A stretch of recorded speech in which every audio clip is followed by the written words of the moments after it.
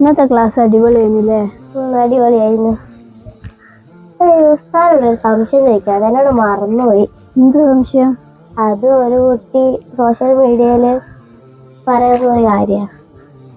അതെന്താ? ഞാൻ കാണിച്ചു തരാം.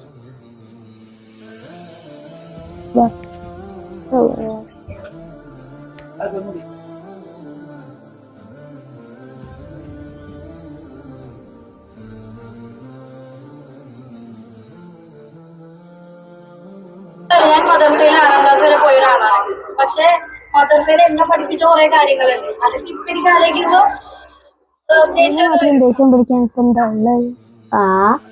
നമുക്ക് ബുക്ക് എടുത്ത് നോക്കിയാലോ? നല്ല സ്വഭാവങ്ങൾ,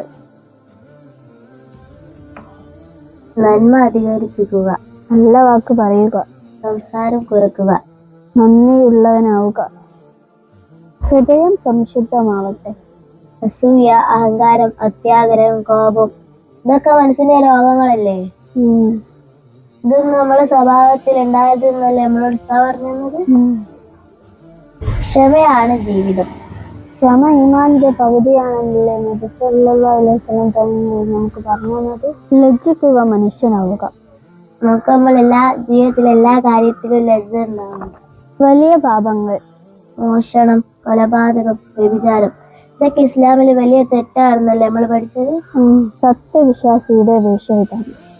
ഒരു വിശ്വാസി എങ്ങനെ വസ്ത്രം ധരിക്കണമെന്ന് കൃത്യമായിട്ട് നമുക്ക് ഇസ്ലാം പറഞ്ഞു. ഇത് നമ്മുടെ രാജ്യമാണ്. എല്ലാ മതസ്ഥരും ഒരുപോലെ ശാന്തിയോടെയും സമാധാനത്തോടെയും ജീവിക്കുന്ന ഒരു ഇന്ത്യയാണ് നമ്മുടെ സ്വാതന്ത്ര്യ സമര സേനാനികൾ സ്വപ്നം കണ്ടത്. ഇതൊക്കെയല്ലേ നമ്മൾ പഠിച്ചുകൊണ്ടിരിക്കുന്നതും പഠിപ്പിക്കുന്നതും. ഇതൊക്കെ നമ്മുടെ ജീവിതത്തിൽ ഉപകാരമുള്ള കാര്യമല്ലേ? ഇതൊക്കെ കേൾക്കുമ്പോൾ അങ്ങനെ ദേഷ്യം വരും. അങ്ങനത്തെ വീഡിയോ കേൾക്കുമ്പോൾ തീർച്ചയായിട്ടും പ്രതികരിക്കും.